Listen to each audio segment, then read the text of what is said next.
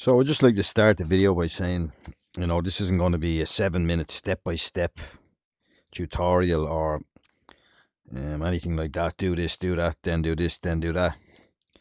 It's pretty much years and years and years ago when Z Modeler was first added to ZBrush. I did a kind of a series tutorials, quite long, and funnily enough, it was actually creating a Space Marine bolter 40k, and it was like a process where I was kind of learning Z modeler myself through the process of creating just tutorials. So I was kind of like sharing my own learning experience while I wasn't really teaching because I'm relatively new, I suppose, to Shapelab, and I haven't really done anything beyond, sculpting heads or anatomy, studies or whatever, that type of thing. Haven't really done any hard surface stuff. I've just done a couple of tests here and there.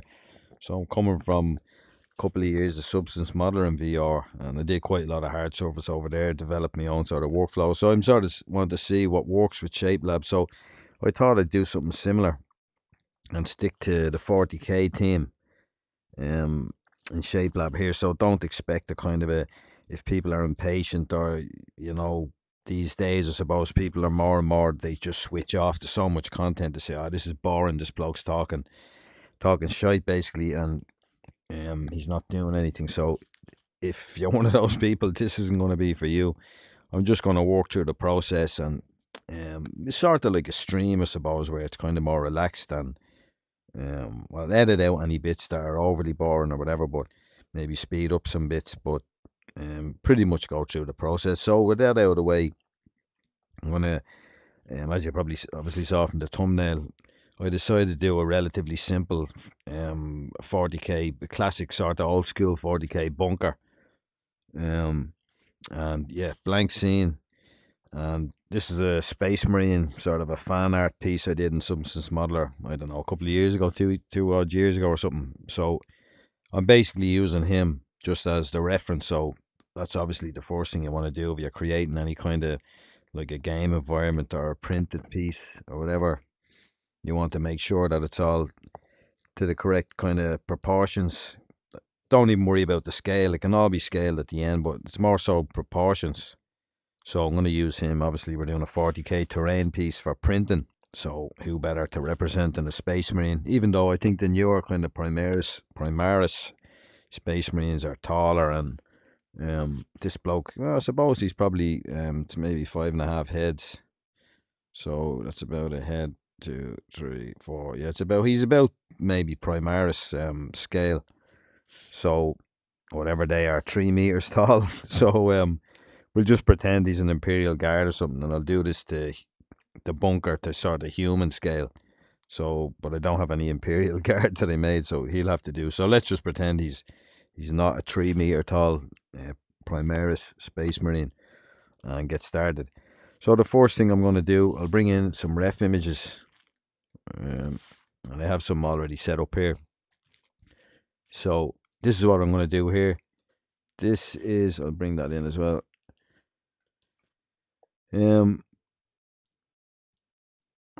So I'll just spread them around a bit. I just found this. It's a homemade kind of a DIY. It was on some, I don't know, battle report blog or something that I saw. So I love the old style because that was kind of my era. Playing Warhammer was way back in the 90s. So I love the old school kind of homemade sort of stuff, and even this kind of style of bunker with the Gothic arches, and I don't know, made out of cornflakes boxes and polystyrene from your mother's new washing machine, whatever else we used to put the hand. That was the type of things. I made a couple of these pieces of scenery, but when I was a kid as well, siege towers, a dwarf mine, it was all made out of that sort of stuff. Polystyrene, plaster of Paris, bits of whatever, old socks. It didn't really matter, whatever you could get your hands on.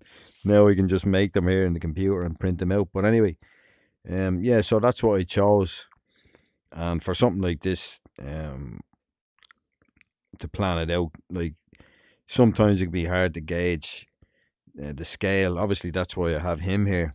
But also, and we'll leave him in the scene. And then the arches, you can see here, like, it's sort of hard to tell from the camera angle here, but it's not, it's obviously rectangular, it's not square, but you can see here it's still 2 doors wide here, 2 doors, well, two alcoves, we'll say, wide here, but then there's nearly space for a third one in the middle, so it's 3 to 2 sort of ratio. So it makes sense to me then, looking at something like this, rather than trying to say, okay, is it that tall, or how wide is it here versus here? I'll just create the arch first, and then create the arch kind of to his scale reference or proportion reference, and then once the arch is made, you can work out the proportions of the rest of it much easier when that's made. So to do that, I just brought in, you can, any arch at all will do. It's a Gothic arch, but there's different styles of them, like depending on the curve here, how tight or how long the curve is. So this one here is, it's pretty close to that. Doesn't have to be exact, obviously, but I'm going to use this one. So to start using that, some of these techniques might seem unorthodox or whatever, but and then some of them more traditional. But personally, I love using the move elastic, and you'll see why in a second. And a kind of a trimming technique. I'm taking it directly from Substance Modeler because of the limitation of tools. That's what I kind of come up with and worked out for all sorts of shapes. So I'll show it rather than talking about it. So firstly, I want to grab these references. And as I showed in a video I did about references in Shapelab, you can just grab your refs and just grab them here and then drag them and then just drop them under the scene root. And now they're linked. Sorry, they're linked to the scene. Where if I didn't do that, look, just go and watch that video, and it'll explain it all in there. So I don't waste too much time on it in this. So yeah, they're linked to the scene. So I want to grab this one, and I'll open up the transform and just zero that out. And if you don't link, I don't think I mentioned that in a video, but if you don't link or parent the ref to the scene root like this, it'll just randomly appear. Like I'm looking way down here below me, it just randomly appears in different places in the scene. You can't zero out the rotation and the location, but linking it to the root, which is 000 world space, that'll, when you zero it out, will be exactly where you want to have it. So bring up the gizmo. It's kind of hard to see with the am I using it? Yeah, where are we now? Kind of hard to see with this, but I'm going to start scaling that down. You can always scale the arch afterwards, but it's good to get the rough proportion. So let's say going on, it's not too wide, maybe a bit smaller.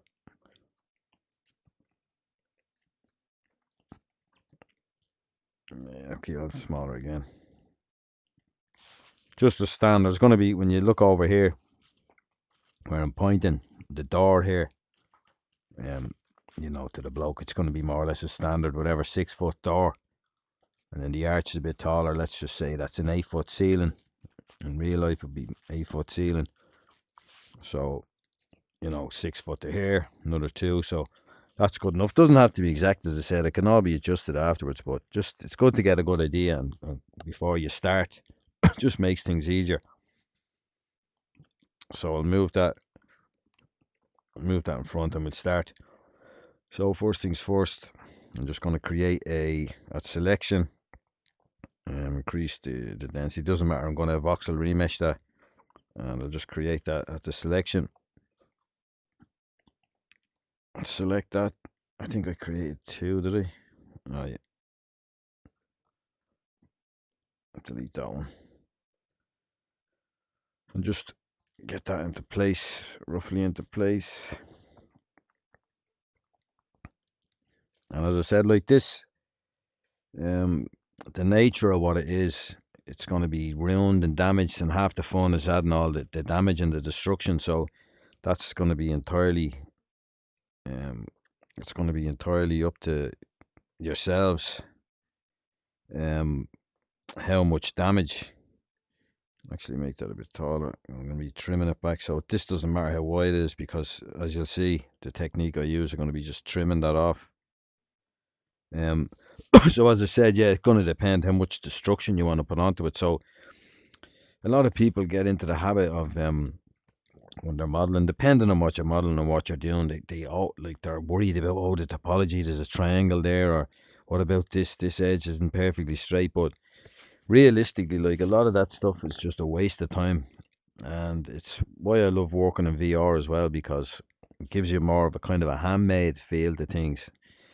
And like, if you're creating something that's going to be completely destroyed, well then why do you want all these straight perfect edges?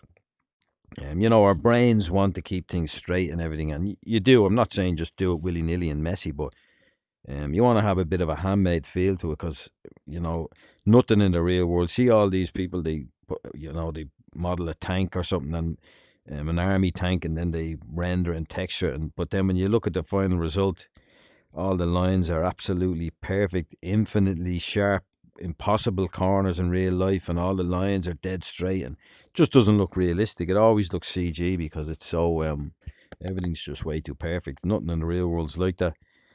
So that's my excuse for why this is going to look so terrible at the end. Right, so I'll turn on symmetry.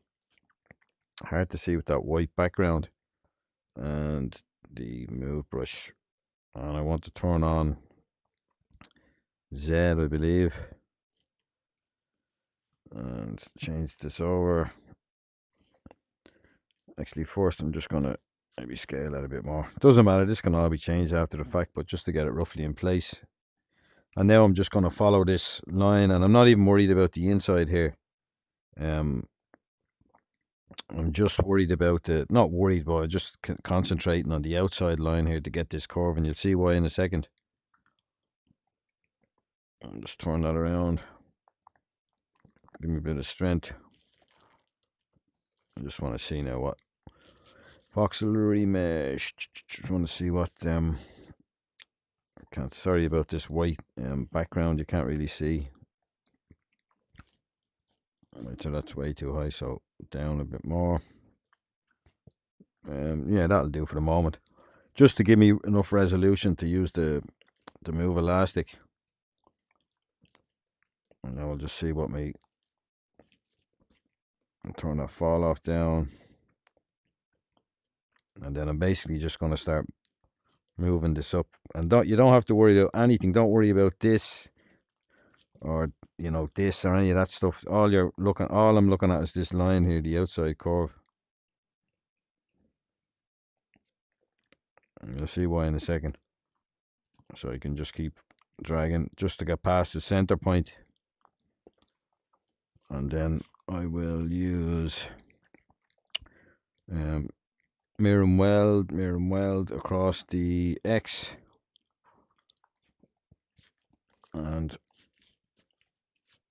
I'm just switching over here to origin only, and I just want to move the origin up to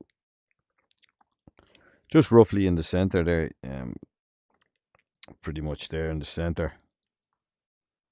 And mirror and weld X local, mirror and weld, that gives our arch. And then we can go to the stamp, turn on the snapping, and just that annoys me, so I'm just going to turn this on to 90. Did I do that? No, 90, and we'll just trim the front and back. And that's what I was saying about stretch that out, and voxel remesh. Actually, this time I'm going to go a bit higher on the voxel remesh. So that's what I was saying about the actually, let me check something. I'm just going to stretch that out, and you'll see why in a second. And smooth, turn off the snapping, turn off the wireframe.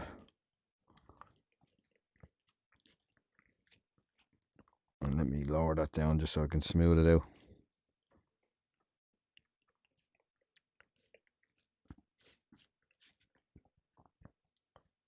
And that's pretty good. It doesn't have to be perfect again. And we can higher that up, raise that up again. We'll chop this first. Turn the snapping back on. And that'll just give us a...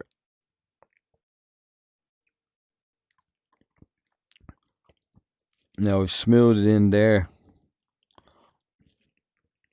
Oh, that keeps getting in the way there. So I didn't want to do that, so I'm going to go back to... Just go back to here. Lower that down again. And I'll just be a bit more careful this time with the smooth. Maybe mask that out a bit. Where is my brush? That's over here. Weird. What happened there was when the brush was huge, my controller here was getting caught in this, and when you're in that, then if you use the side trigger to navigate, you'll pull that out of the way. So that's all that happened there. So I'm just putting on Z symmetry again. I was on the mask tool there, so I can just mask that. Just mask the top, and I'm just shift using that secondary controller there just to blur out the mask a bit. Now, if I could have avoided this by just, I didn't watch out. I should have kept voxel remeshing when I was dragging this up, and I wouldn't have got all this weirdness here. But yeah, it's no big deal. Sorry, I'm still on the mask. That's why it's using the mask smooth rather than the normal smooth. And that's pretty good. Clear the mask. I'm back to the stamp. And turn on our snapping again. See what that's like. You can even just grab, turn off the symmetry. You can even just grab, rather than get this where it's sloping down here. Now, as I said, this doesn't matter. I'm falling into the trap of trying to get things more perfect than they need to be. But sometimes, you know, old habits and all that. So that keeps keeps it sharp there anyway. The top and the bottom. And I will voxel remesh again, a bit higher. And you can see our poly count up here. So if I click on this, and then you can do the whole scene or just select it. So we can see here it's 149. So when you get to adding damage later on, you can just up that to whatever you need. And bear in mind, like, this is going to be 32mm scenery on a tabletop. So sometimes you have to bear that in mind. Just aim for sort of contrast, so you can see it from a distance, and for painting as well, rather than as if, you know, you're working real close and you think you need to get it perfect for baking normal maps around. But completely different type of modeling, in the sense that you know, you're going to see it from maybe there, like, so you kind of have to keep zooming out, think of your model if that's 32mm. But anyway, yeah, so we don't need this anymore, so we'll just get rid of that out of the scene. And see what size it is. Now, it might seem like I'm spending way too much time just on this arch. But, you know, once you set this up at the start, it'll make everything else much quicker, working out your proportions. So I'm just going to clone that, and then I'm going to create a solid version of this for a Boolean, and that's easy to do again with the stamp. And I'll just, you don't have to be tidy at all doing this. All you're trying to do is just fill in the inside. fill in the inside.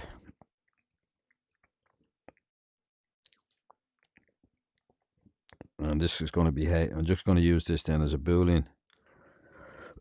So fill in the inside and then just trim it off. And it's easy. That gives us our solid boolean. And then you still have your down here to reset the origin. You know, you can still mess around with it then. And you might want to stretch it down, and it's easy to do with the move brush to stretch it down without upsetting the curve that we have here. So we'll just put that off to the side for the moment, and now I want to create a base. So I'll put that on that side and create the base. So it doesn't really matter. I'm just going to go scene origin with a cube, and then we'll just scale it to whatever size we want.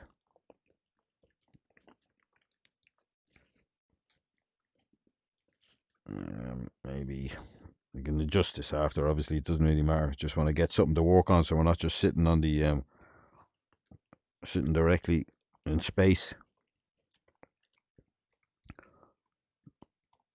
So that's that one there, and go across X on the global clone and mirror, just to give us an idea then. Now, unfortunately, at the moment in Shapelab, there's no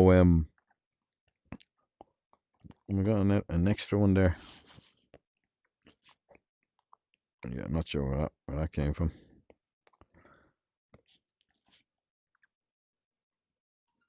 Okay, weird. Hang on a sec, what am I doing here now? Scene mode. Oh yeah, all three of them are selected, so I'll just grab that one and get rid of that one.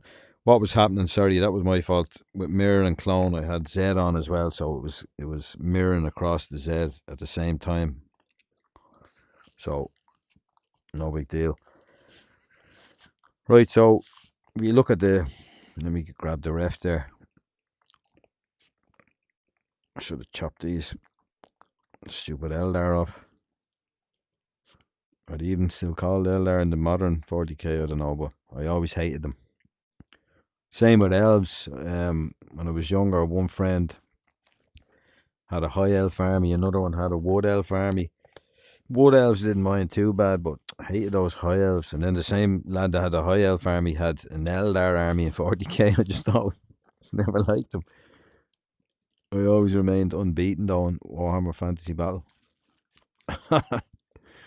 But okay, right, back to what we were doing. So we can see here in the middle, there's maybe a door. It's probably a door's width in the middle there, thereabouts. And as I say, we can adjust this. We can adjust this again. After we're just blocking out the scene here pretty much. So to clone in place so you don't have to move it. That's another thing I'd like to see. What was I talking about there? Oh yeah, that the clone and mirror, hopefully in the future we're going to have non-destructive mirror, like a mirror modifier in 3D Max or Blender, or Substance Modeler had the same thing. They were called mirror repeaters. So it's like an instance non-destructive mirror, which is extremely handy. So at the moment, these are destructive mirror and clone and mirror. So yeah, hopefully we'll have that non-destructive. So that is all over the place here, but hopefully it's not too messy or boring. Funny, because I actually forgot to, you can see here, I forgot to turn on symmetry there. So while we're here, I will mirror and weld, turn off the wireframe. See, I forgot to smooth on that side, but I can just I centered up the gizmo again there, so we can just use mirror and weld and switch it back to local. Mirror and weld, just to give us the smooth on that side. So what I will do is, yeah, this is even better idea. Just put this back to the that was scale, wrong one. put this back to the center, bring it up. So we said, yeah, a door. So I will clone in place, move this out. Maybe it's a bit more, I'd say, maybe a bit more. So maybe to here. And then I'll clone and mirror again back to global. And apply. And that's kind of more like it there. So I'll just delete that one. And now we can get an idea of the length of the whole building. So I'll select these, maybe select him as well. I can probably move him out of the way. I'll just move him over there for the moment. And now as well, we have two doors here on the side. So this will just kind of give me the footprint of the building. So I will clone in place again. And move. Snap 90. And those doors, yeah, pretty much the same distance from the corner. So let's say maybe there. I'll just do it here with it. And there's pretty much no space. A little bit of space between that. Maybe a little bit more. Right, so that'll give us our building. So back to scene mode, create, and selection or scene origin, they're the same. And yeah, it's good to build this sort of stuff. It's not essential, but yeah, build it on the origin, basic sort of 3D stuff. While we block it out here, it just makes things easier. So scale it out, and let's say that's going to be to the inside of that recess there. As I said, it doesn't have to be exactly the same as what's going on here, or that's in the ref image.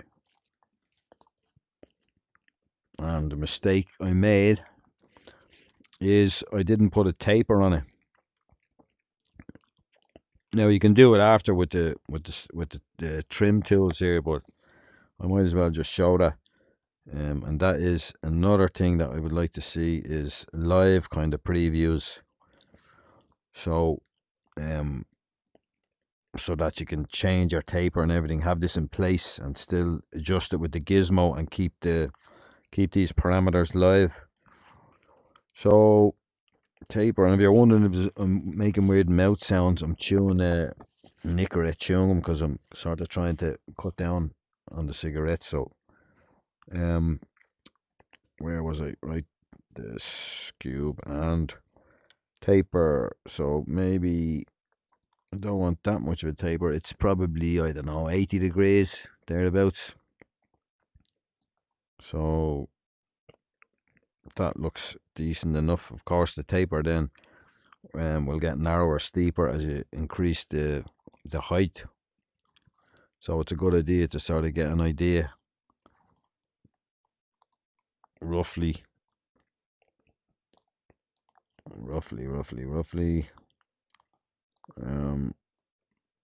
Maybe a bit more on the height, a bit less. Maybe there, and then I can scale it up, and the angle looks okay. The angle looks pretty good. Maybe a tiny bit more. So 23 or 4. Yeah, that looks pretty good there. So we'll go with that. And scene origin, zap it, and yeah, that looks okay there. So I'm going to maybe make it a bit, get rid of that so those arrows go away.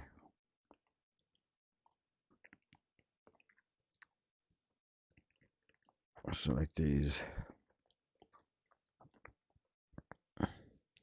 Now we can see the difference here. So that's probably too,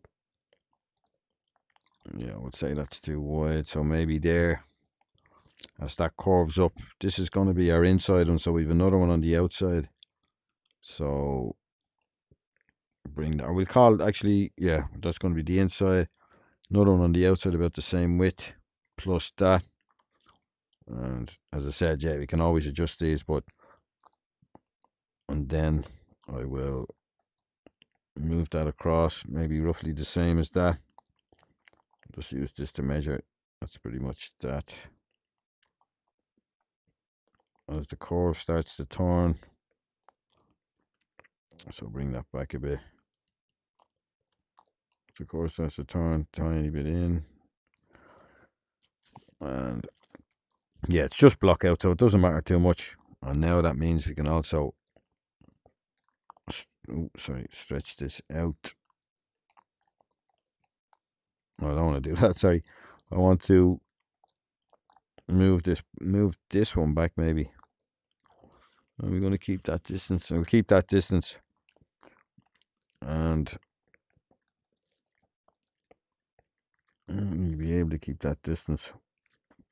I wanted to keep this in the center, so I'll just do that again. I'll stretch that out.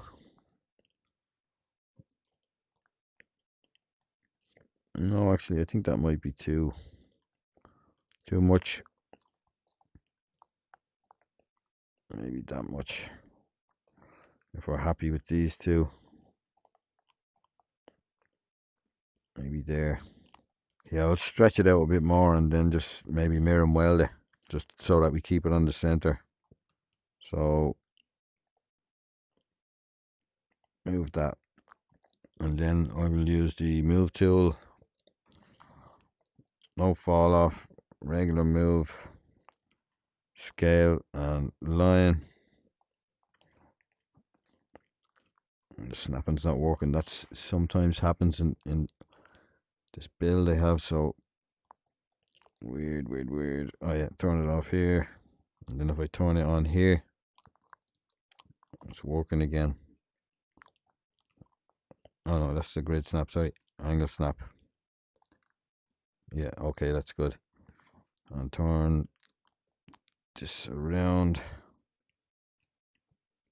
Get my hand out there, and then I'll just move this just to get an idea. Yeah, that's pretty good. So yeah, as I said, I'm probably wasting too much time in this, but once I set this up,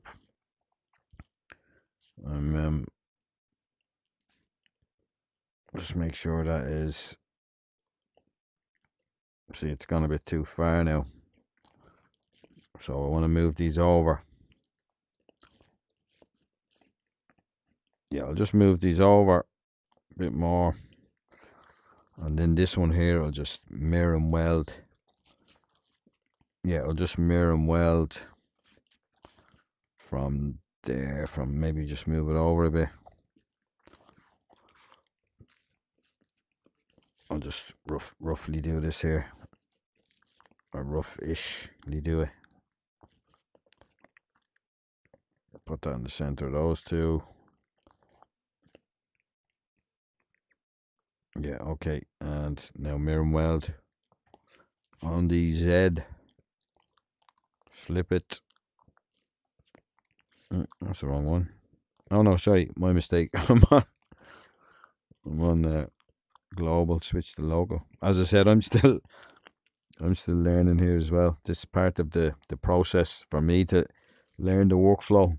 Okay, that's, yeah, let's say we're happy with that. So move these in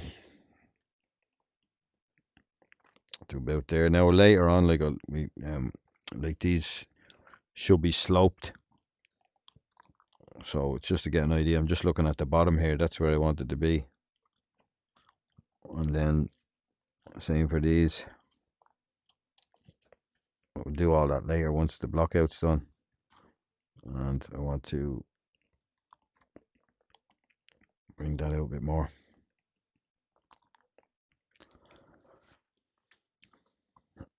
Yeah, okay, that's not looking too bad. So yeah, I'll just do this. I don't have to do this, but I'm gonna just clone these across. You know, we're happy enough with these. So I'll put that back to global. And we want to go on Z.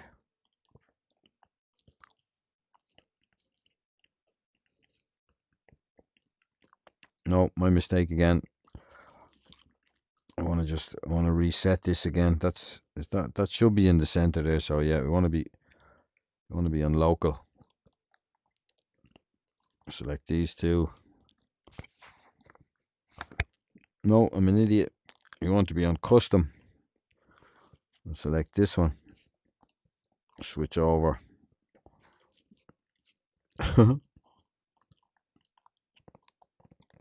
Right, now we want to switch to this. Okay, now we should be in business. And same thing again there. I'll use select this one and this one. And we're going to be on X. Flip it over. Weird, why isn't that working? Okay, let me see. Select this one. Select this one. And for some reason, this is not working now. Do this again. Right, I don't know what's happening there, but this should be flipping. This arrow here should be referencing this. So it should be over here. And then when I click on this, the arrow should flip. But look, it doesn't matter. I can do all that later on. So I'll just select these, clone them, and just move them over just because we're just blocking out, as I say. We can fix all that later. So I'm not wasting too much time. Alright, so now for the top, you can see that that's kind of cut off there. At the top, it kind of cuts into that. So if we make this plinth that's sitting on top here, which is pretty much the floor, the concrete slab there for the floor. So we'll use our lad here and just pop him up to kind of get an idea of the height. So, you know, it's waist height or thereabouts is going to be the floor. So I will grab this, clone it, and you can see here now it's pretty high. Maybe it's a bit more than waist height. So we can just rough it here. Maybe there. Or bring the whole thing down even. Yeah, so I'll just bring it down. Actually not crazy about it pretty much cuts into here.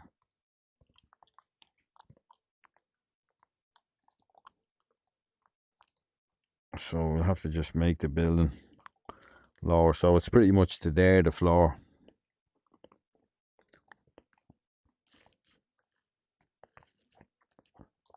And then I will just make that. So bring him down, he's standing on the floor. And then we'll just make that lower. So back to the stamp tool. Maybe to there. And that will be the top. Maybe a bit more. And then we'll add on the top then again.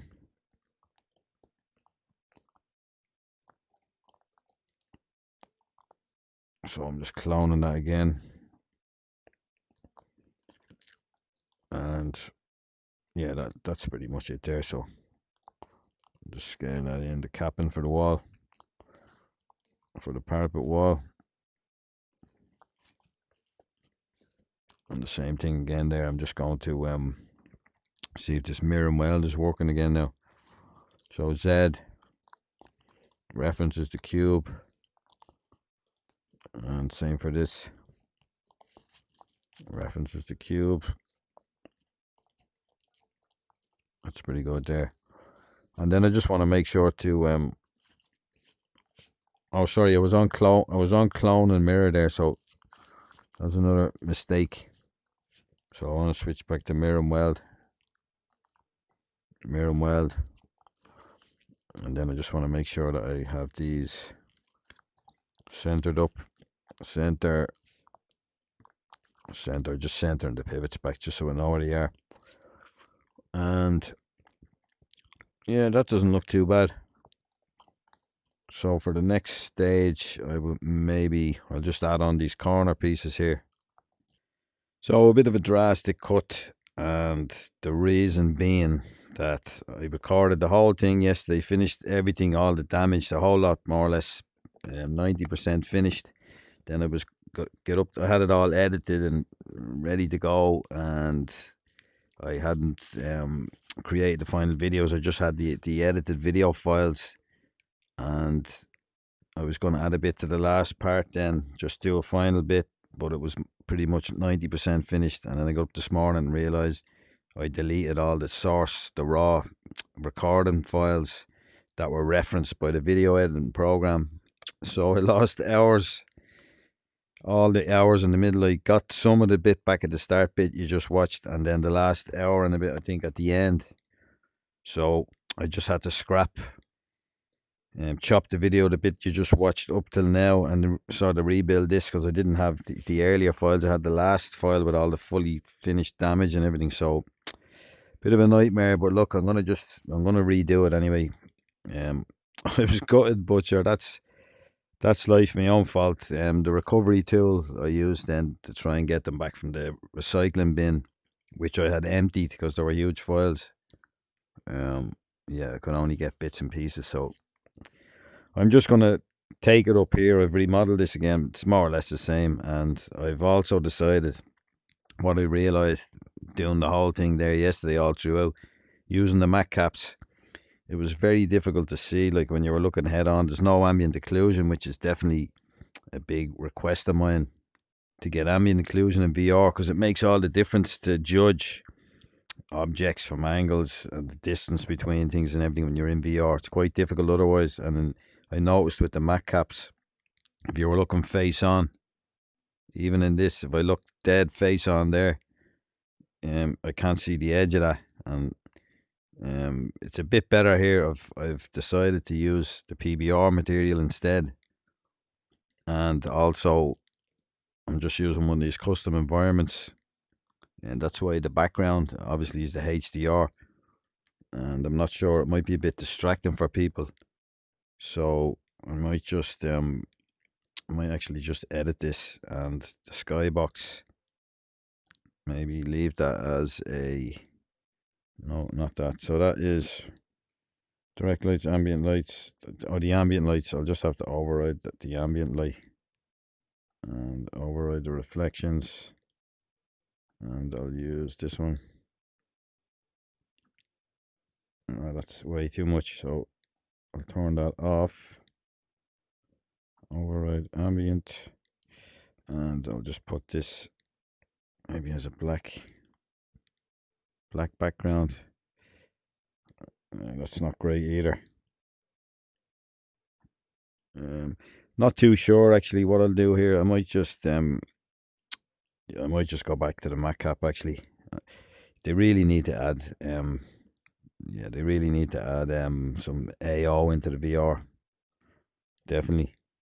So I'll just discard that, and I'll just go back to this default solid black.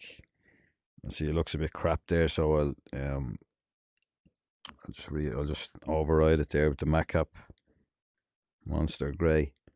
Right, so yeah, I'm gonna pick up. And another thing to note is, by the time we get to the very end, like, I'm gonna make a couple of changes here. Not many, but I'll make a few changes. So this will look a slightly different, maybe the cutouts for the windows here, or whatever, it might look different to the final result, or the damage result, whatever, at the end of the last video that I was able to salvage.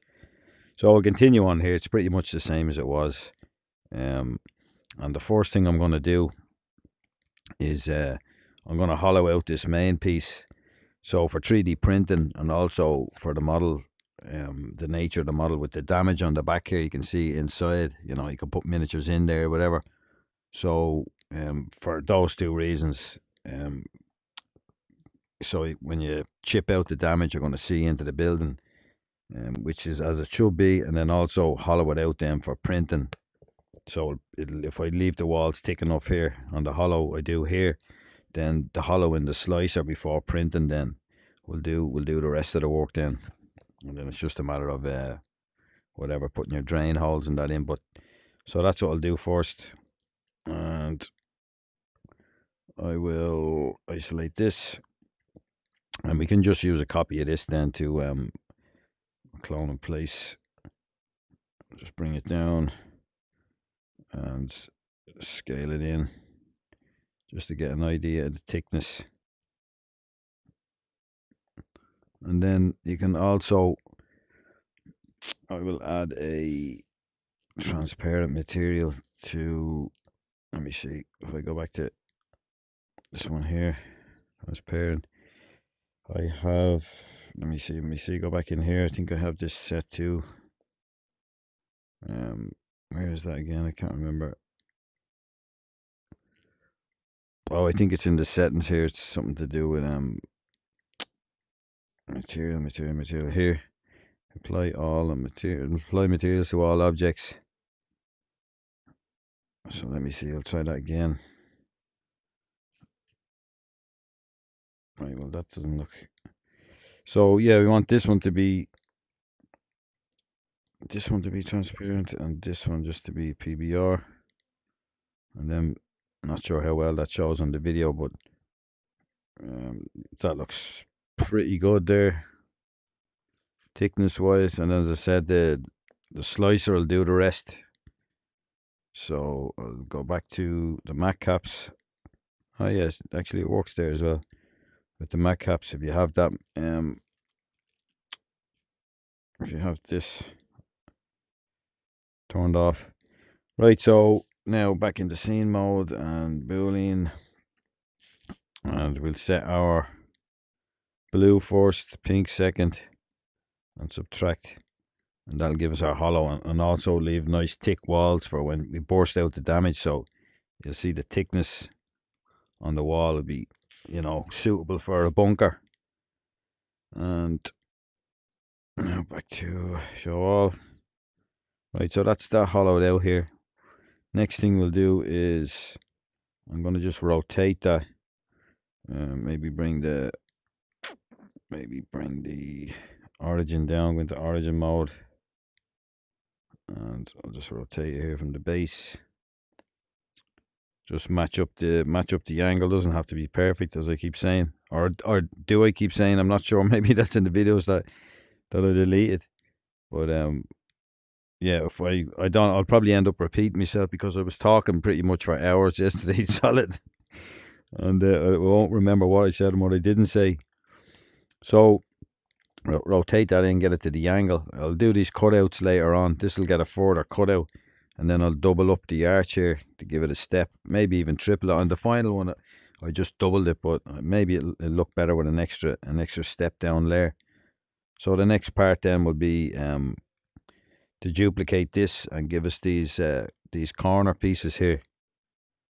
So we are on that piece there. Yeah, same again. I'll clone in place, scene mode, clone, and then I'll just scale that out to about there. Select that one that I just scaled out, and stamp.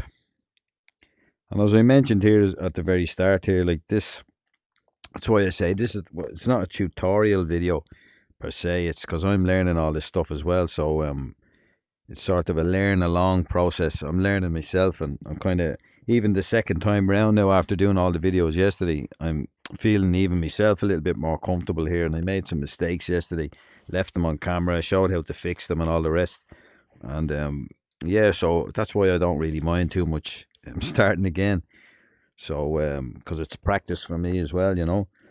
So there's two ways you could do this. You could turn on symmetry on the X and Z and just chop them out on each corner, or just turn off symmetry, chop one, and then just, let's say we chop two. So what I might do before that, actually, just to get an idea where I want them to be, is grab the second one here, and same again, clone in place. This will be the second layer then. So I'll scale that out. Scale it out widthwise. Maybe pull it down a bit. See what I mean? It's very hard to see, like face on there. You can't see that edge. So when I chop that out, I will pull that back more. Or I could come out with this. I'll see once I chop that. I just want to get an idea of where that's going to be. And also, like if I pull that outside one out, I'll just clone one more time, just temporarily. If I pull that out to there, like there's not really enough space in the middle, as you can see here. Yeah, it's quite narrow there, so maybe these are all too maybe these are too wide altogether. Let's see, in relation to this lad. Yeah, like I could probably narrow them in a bit there. So I'll just grab the two of these. This is all part of this whole idea of the block out that I keep talking about, and how important it is to get right there before you move on to more kind of destructive modeling tasks, or just things that, you save yourself a bit of time. So I'll grab that one again, clone in place, and maybe to there. That looks a bit better, yeah. Think that looks a bit better. Yeah, I'll go with that. And we can always make this a bit narrower again once I do this cut. So it's not a big deal. Right, so I'll select that outside one again.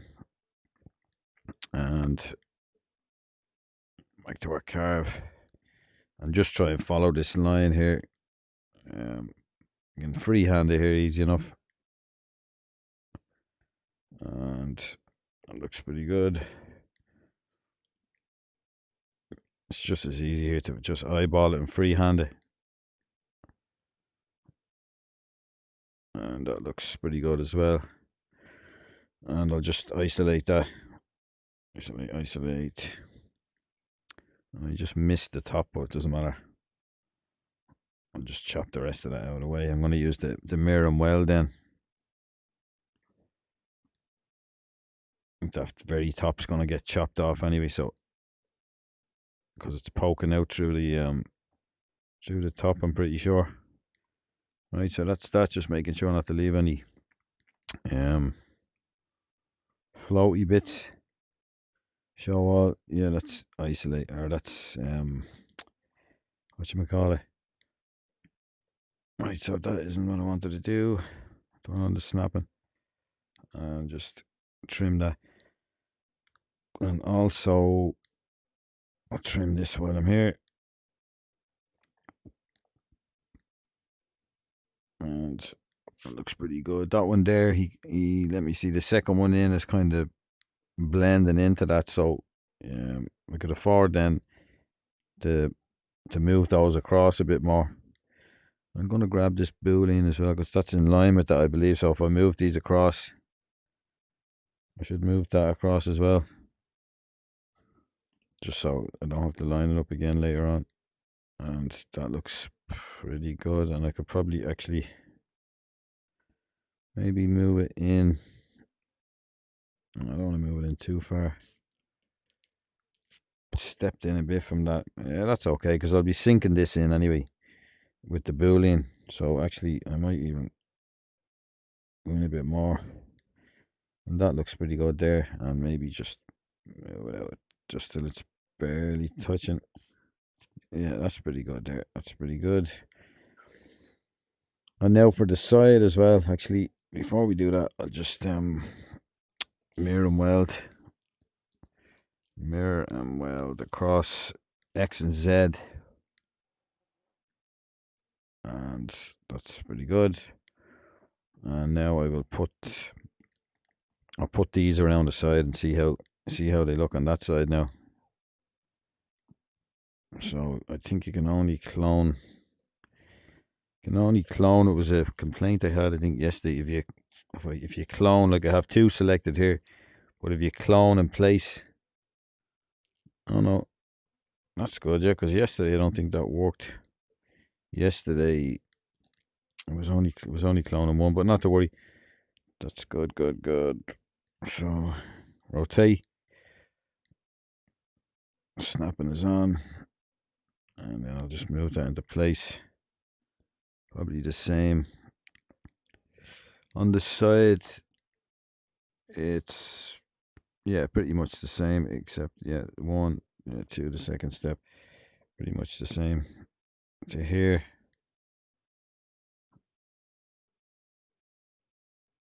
And then I'll just get a look there. And that's about right, yeah. So I think it was worth, because it's not quite as wide here, but it's maybe as wide as that on the side. And yeah, it's more or less. So I think it worked out well. All the setup, I think there's two there, is there? Maybe I cloned it twice. Yeah, all the setup. That might have seemed tedious. It might have seemed like I was wasting a lot of time there with all that messing around with the proportions and everything. But it pays off in the end then, because you can you don't have to keep adjusting everything all the time. And speaking of which, I might actually just scale that out a bit more. That lip, and the top of maybe just a touch more. That's good. So that's pretty much it then. We can either temporarily move these, get them all into place. No, I might as well just get them into place altogether, mirror and weld, and then I can do the booleans, and then we can mirror and weld this after doing one boolean from the inset. So yeah, I'll do that because it's not a big deal. I'll do that, get them all around, do the booleans, and then do the cutouts. But I think in the first recording I did yesterday, I just did the booleans and then left it, and then the next video, I think then. No, I'll tell you what, before I do the booleans, I'll get everything in place. I'll get the flying buttress here, I believe it's called, and then this other part, this part around the side. I'll get all them in place. So yeah, that's what I'll do actually. So I'll mirror weld these across the X. Mirror weld across the X. I'm probably going to get confused, as I said, because and I want to use, rather than the local here, it's going to mirror across itself. I'll use custom, and I'll choose the roof here, or whatever, any of these parts, because they're all on the center. I could have used global as well, but just to make sure, we're going on X and Z, and that is good. And then these two are going to be same again, X and Z. So 1, 2, 3, 4. Yep. So that's them in place. What else? Oh yeah, of course, I have to boolean out the ceiling here, for the parapet wall down onto this part here, this concrete slab here, which is the floor stroke ceiling. So I'll do that. Next. I'll add on the pieces first. Add all the other pieces we need on first, and then in the next video we'll start, and we'll do the cuts in the next video. So pieces I need. I wonder, can I bring that out a bit further? Actually, now that I look at that, I'm not happy with that angle. So that one there is good. This one not. So that's the problem here with mirror and weld, I suppose. It's kind of destructive like that. So now the it's in the center, the pivot, and I can't rotate this because I'm going to obviously rotate the whole thing. So as I spoke about, having a mirror modifier, non-destructive mirror modifier, makes things like that way easier to work with. So hopefully we'll get that in Shapelab in the future. So in the meantime, I might as well do it now because it's a couple of undo steps away. There we go. And then I will select both of these. And both of them select. Turn off the snapping. Both are selected. And then I'm pressing this trigger on the other controller here to slow down. Gives you more control. And that's a bit better. And then I'll just do the same. Both of them are selected. And looking at this now, actually, I might. Very hard, so hard to see here with the shadows. I'm not entirely happy with this. So before I do that mirror and weld, I'm going to turn on wireframe because I can hardly see what's even going on there. Like, it doesn't look too bad there. It's actually not too bad. I think I prefer it to be wider. What I might do, no, I think, let me see. Turn on X on the local and the move brush. Move elastic is selected. Let me see here now. Maybe just on the first one I did, I don't think even at the end I wasn't happy with the width. I thought that it was too narrow, so maybe this actually looks better, and I might just move that across again. Maybe just let it go into it a bit. And I can always push that in because we'll have any amount of space when we take this boolean out. Just to leave a step there. Always nicer to leave a step rather than flush. Yeah, so I'm happy enough with that. And this one maybe I might do the same here. Our symmetry's on here, local symmetry.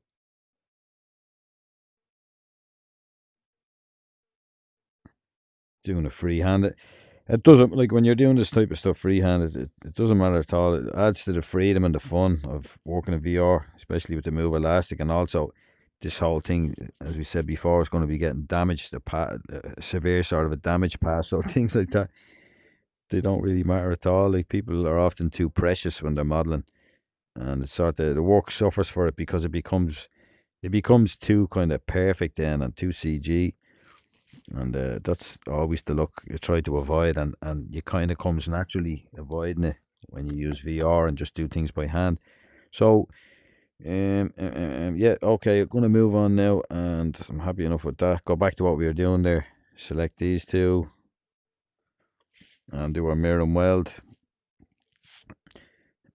Sorry, I meant to go. I'll just go global this time, and it should be the same effect. X and Z, and same here. Select these two, and there's two. Was that two of them I selected? So hard in this program as well. That's the other thing about one of my main feature requests is to get a proper selection. I think I probably mentioned it earlier on. I can't remember, but the selection, it's just so hard to see what's selected the way it is at the moment. They need a proper, everything goes a solid color like that once it's selected. It'd be so much easier. It's just so hard to see, especially if all the pivots are in the center. You haven't a clue what's selected. You have to just grab it and like this and say, oh yeah, okay, that's selected. Undo to move it back. So that's a bit of a real workflow pain. Same again here. And happy enough with that. Now we can put this, make the flying buttress. So into scene mode, create, and I will clear these, get it back to just a cube. Scene origin, and I'll turn that off. Turn that. Hang on a second. bring this out here first. I wonder, yeah, it's just, no, just wanted to check with that. So used to Substance Modeler, if you create with the mirror repeater on in the center, and then you can just pull this out and there'll be two mirrored across. So yeah, just used to that. So hopefully, as I say, we'll get that in Shapelab at some stage. So I'll just get an idea here of how far out we're coming. Maybe, doesn't really matter, maybe a bit more. Rotate it onto local, scale it up, and that is too thick, so I'll just scale that in a bit. Voxel remesh, let's see what that gives us. Way too dense.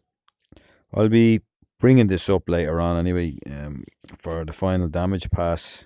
You'll see when I get to that stage of the video. So for the moment, that's good enough there. So we're using just using X symmetry and the trusty move elastic, and then we'll just bring that into place like that. Doesn't matter about it going over the edge.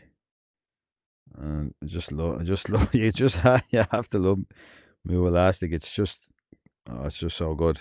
A whole video on a beginner series I made telling people how good it is. So no, leave that on and turn off the snapping. And yeah, just let me see, get used to this. This has stopped working.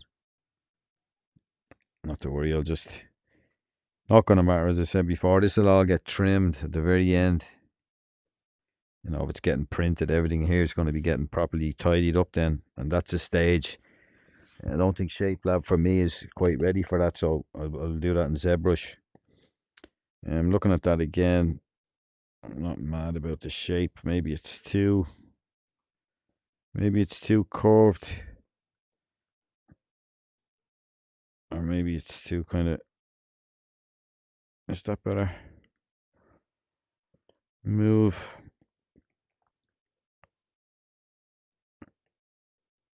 Let me see.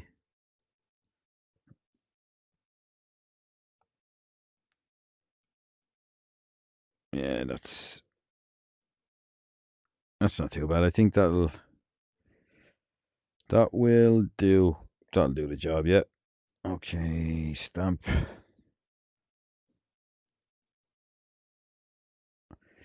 Right, this piece on the side. Same again. Scene mode. Create. Scene origin. And just drag it out.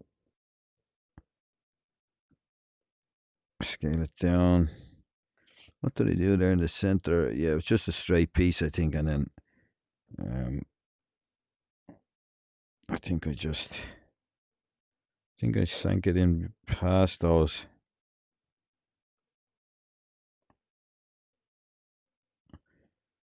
I think I just, let me see, brought it in. Maybe leave a gap there, I suppose, for, it has a kind of a double. No, that comes up over it then. So I think actually, yeah, that kind of branches off. So the outer one of them kind of creates that design there. So you would have to really make it out to there then, I suppose. Oh, I suppose I could make another one in the middle. Let me see. I suppose you could make another one. Let me see.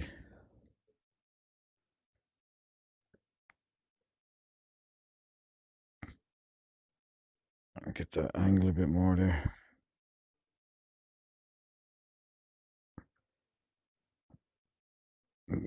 Widen it out. Pull it in there, as I said before, create a bit of a step.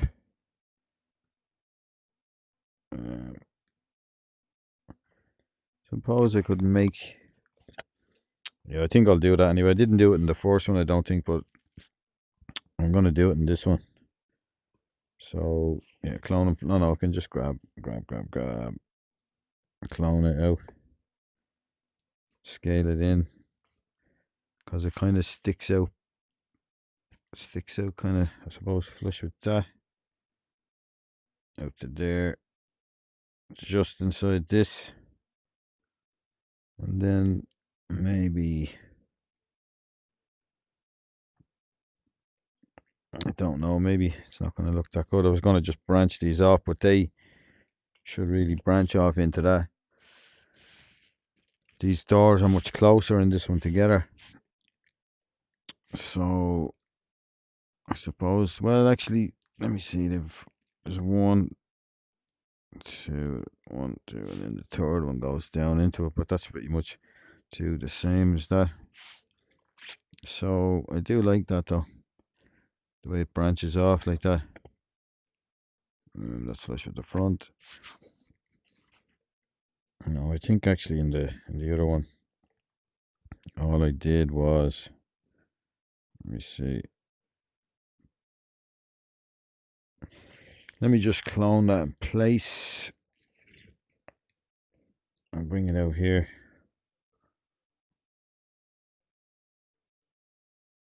And I'll take it around.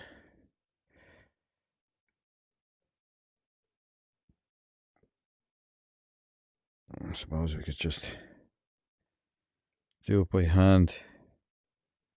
Maybe bring it in here a bit. Move. And then I want to lock this plane. Turn on the snapping again. So I want to lock that plane. Never tried this before actually, but seems a bit, it just means you can keep that where it is. It goes against everything I was saying about not having things too perfect.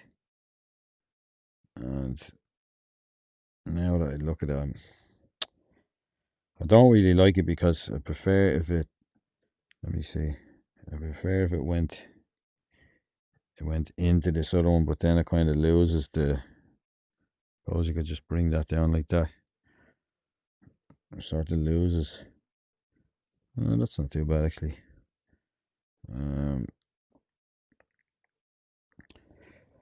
I should have, oh yeah, I should have just, yeah, okay, it doesn't matter. What I'm going to do is just, I'm going to, yeah, I should have voxel remeshed that there before I start dragging it around. So, voxel remesh, too low. Voxel remesh, that's not too bad. And back to move with that plane thing on. Drag that down.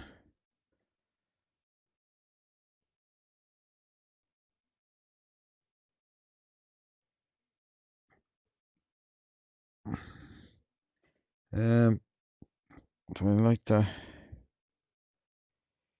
I think it is. I think it's actually not too bad. So yeah, I can finish with that now. Weird. I'm missing that. Right, here, turn that off. Turn off the wireframe. It's not too bad, I suppose. Then I'll just go back to freehand, and then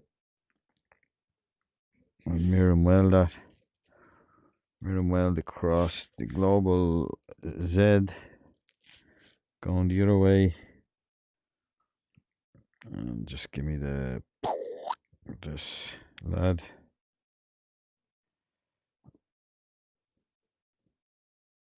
I'll leave that there because I'll probably just drag that up and run it into the ceiling. And now I'll take these and just move them in a bit. They're not too thick. Maybe give them a bit more rotation. And that's, yeah, that's not too bad actually. Maybe that one there can go in a bit more.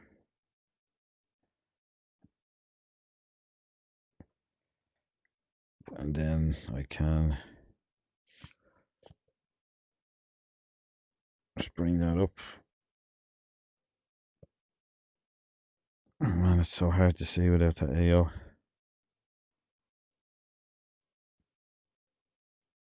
Oops. I'm gonna just... Right, I'm gonna see if I can change that material because it's just so hard to see what the hell is going on. Maybe that's maybe a bit better. Sorry, voxel remesh, voxel remesh. Drag it up.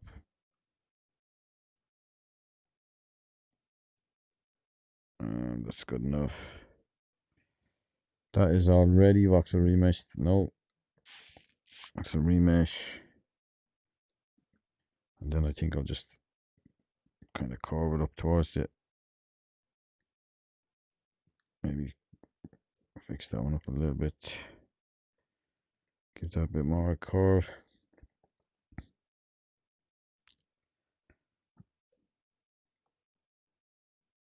Or will I?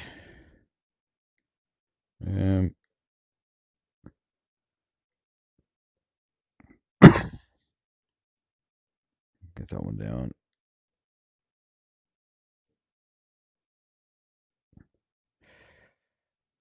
Yeah, okay, that's not too bad. And then we have our room for our arches in the middle.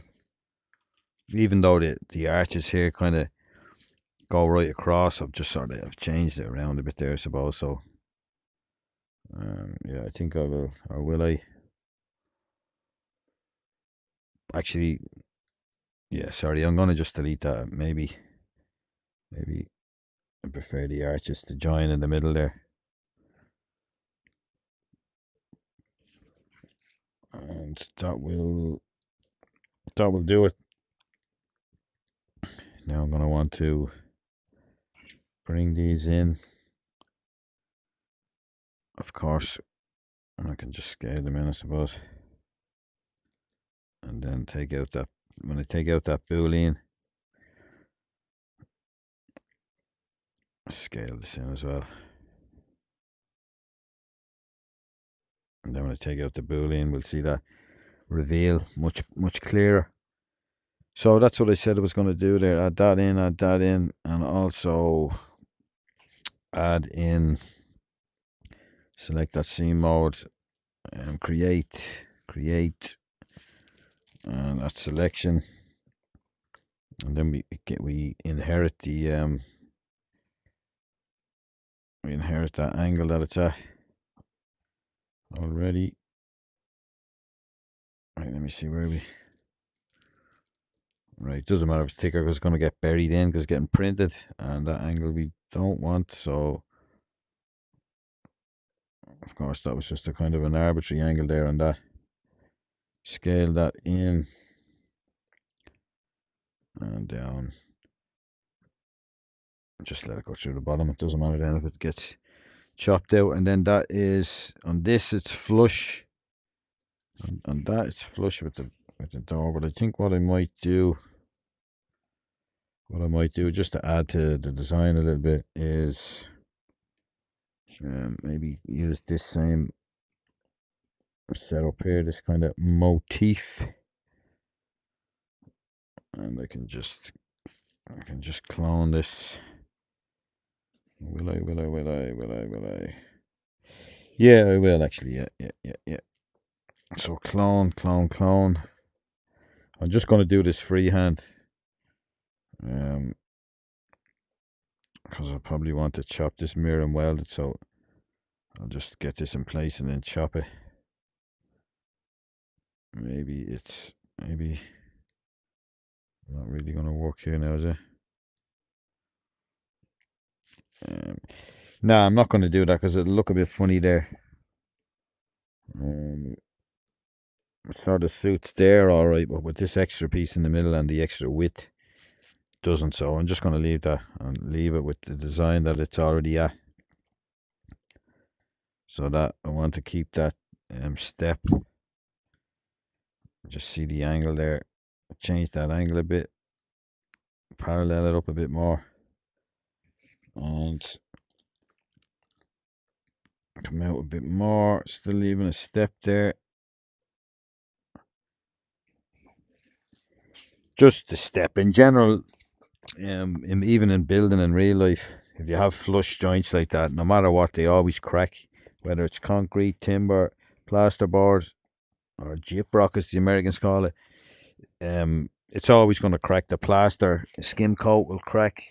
Always happens. So, you step joints like that, then so they're not flush, and you're not going to get a crack in it. But I know this is that's not going to happen to us. So we're printing these obviously, but then leaving these extra edges here, it's going to give you another edge to edge highlight and more shadows and more interest for light to catch, blah blah blah. So whereas a flush joint like that, not necessarily. That's just my opinion, of course, but try to apply real world sort of stuff to your modeling as well, and it kind of helps you to think it out a bit more why you're doing certain things.